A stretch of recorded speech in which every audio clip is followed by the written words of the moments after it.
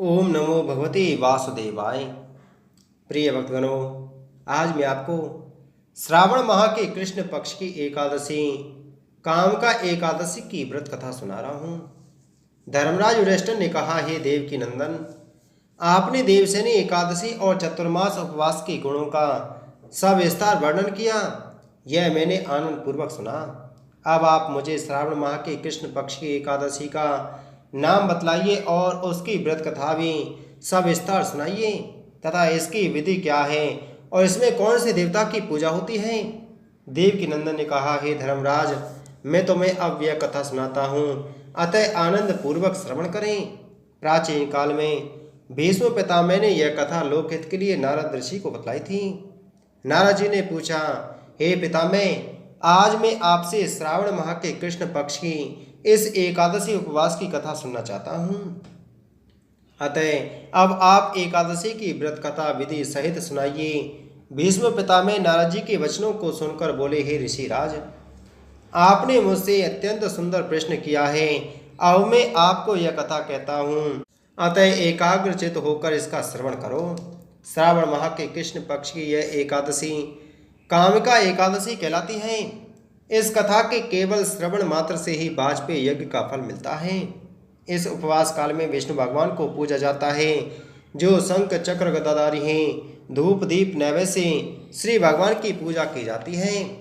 इस एकादशी के उपवास से गंगा स्नान के तुल्य फल प्राप्त होता है। सूर्य चंद्र ग्रहण के अवसर पर केदार और कुरुक्षेत्र में स्नान करने से जो फल मिलता है, वही फल श्रद्धा भाव से विष्णु पूजन से प्राप्त होता है। समुद्र तथा वन के साथ पृथ्वी दान करने तथा सिंह राशि वालों को गोदावरी नदी में स्नान करने से जो फल प्राप्त होता है, उससे भी अधिक फल विष्णु पूजन से मिलता है। समस्त संसार में ईश पूजन से प्राप्त फल सर्वोपरि होता है। काम का एकादशी उपवास से प्राप्त फल श्री भगवान विष्णु से प्राप्त फल के बराबर ही होता है। इसलिए भक्ति भाव से विष्णु पूजन न हो पाने पर हमें काम का एकादशी उपवास करना चाहिए।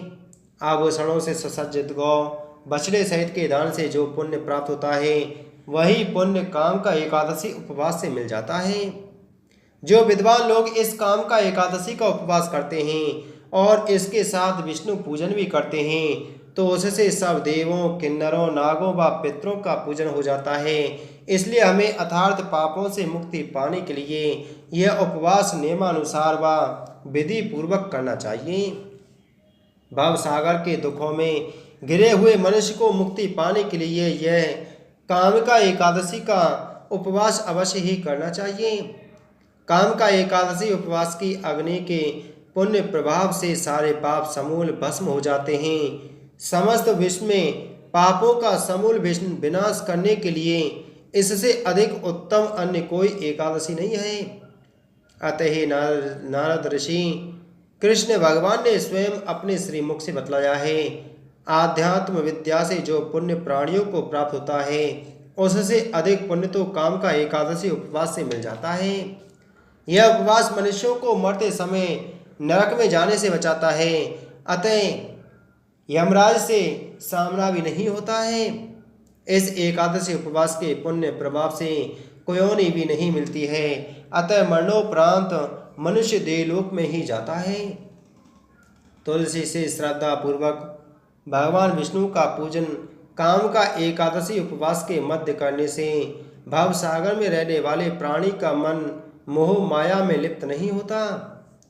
वह जल में पड़े रहने वाले कमल पुष्प की तरह संसार से विरक्त रहता है। विष्णु भगवान का पूजन तुलसी दल से करने वालों का पुण्य 1 भाग स्वर्ण और 4 भाग चांदी के दान के पुण्य के समान होता है। प्रभु का स्वर्ण आभूषण मणि मोती के स्थान पर तुलसी दल से पूजन करने वालों के सारे पापों का जड़ से नाश हो जाता है। पितामह बोले, हे नारद ऋषि, मैं प्रभु की अति प्रिय तुलसी को बारंबार नमन करता हूँ। तुलसी के केवल दर्शन मात्र से ही मानव के सब पापों का विनाश हो जाता है और देह से तुलसी के केवल स्पर्श मात्र से ही मनुष्य शुद्ध हो जाता है। तुलसी जल के स्नान से तो प्राणी की समस्त बाधाएं और यातनाएं पूरी तरह समाप्त हो जाती हैं। श्रद्धा पूर्वक भगवान के चरणों में तुलसी जी को जो अर्पण करता है वह भावसागर से मुक्त हो जाता है। काम का एकादशी को रात्रि जागरण व दीप दान करने वालों को प्राप्त पुण्य का बखान करने में स्वयं चित्रगुप्त भी असमर्थ हैं। एकादशी उपवास के दिन प्रभु के समक्ष दीप जलाने वालों के पितर उस दिन स्वर्गलोक से वहां अमृत पीने आते हैं। प्रभु के समक्ष जो भक्त घी या तेल का दीपक जलाते हैं तो उनको सूर्यलोक में जाने पर हजारों दीपकों की रोशनी प्राप्त होती है। अतः प्रत्येक प्राणी को इस काम का उपवास अवश्य ही पूरा करना चाहिए। इस उपवास के पुण्य प्रभाव से ब्रह्म हत्या आदि जैसे बड़े बड़े पाप भी जड़ से समाप्त हो जाते हैं। वह प्राणी इस लोक में अनेक प्रकार के सुखों का उपभोग कर अंत में विष्णु लोक जाता है। इस काम का एकादशी के महत्व के पठन या श्रवण मात्र से भी देवलोक प्राप्त होता है। बोलो काम का एकादशी महात्म की जय। बोलो विष्णु भगवान की जय।